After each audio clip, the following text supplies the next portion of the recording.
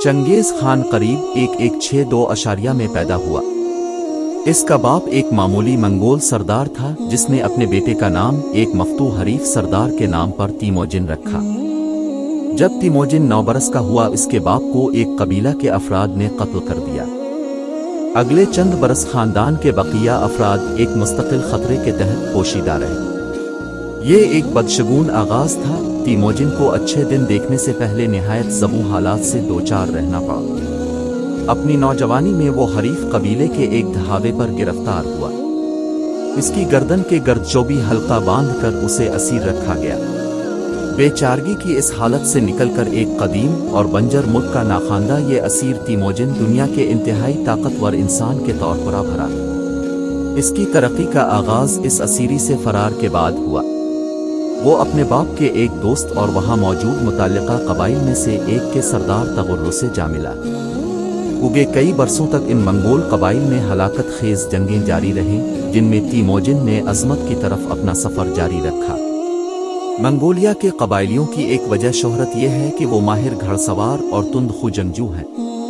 तारीख में हम देखते हैं कि वो शुमाली चीन पर मुसलसल हमले करते रहे।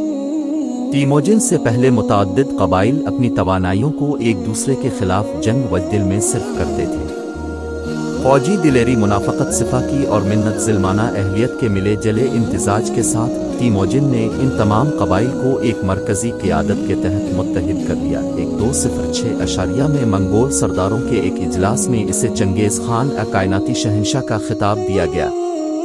ये फौजी मुहिब कुव्वत जो चंगेज़ खान ने मुज्तमा की थी हमसाया अक़वाम पर चढ़ वो। उसने पहले शुमाल मगरबी चीन में सही से रियासत पर और शुमाली चीन में जिन सल्तनत पर यूरिश की। 1227 में वो फौत हुआ। अपनी मौत से कुछ ही देर पहले इसने दरख्वास्त की कि इसके तीसरे बेटे औगदाई को इसका जानिशीन मुकर्रर कर दिया जाए।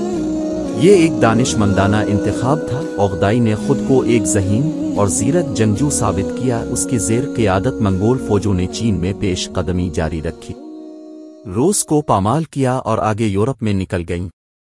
इस दौर में मौजूद आमद दरिफ्त के कदीम ज़राए की मौजूदगी में ऐसी जसीम सल्तनत तावीर कायम नहीं रह सकती थी। सौ जल्द ये हिस्सों बखरों में तकसीम हो गई।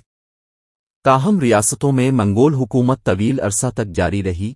1368 में मंगोलों को चीन के बेशतर हिस्सों से खारिज कर दिया गया। रूस में उनके इक्तिदा की अमरदारज हुई। वहां चंगेज़ खान के पोते बातो खान की सल्तनत को बालमूल सुनहरी जिरगा का नाम दिया जाता है। ये 16वीं सदी तक कायम रही, जबकि क्रीमिया में ये इक्तिदार 1783 तक बाकी रहा।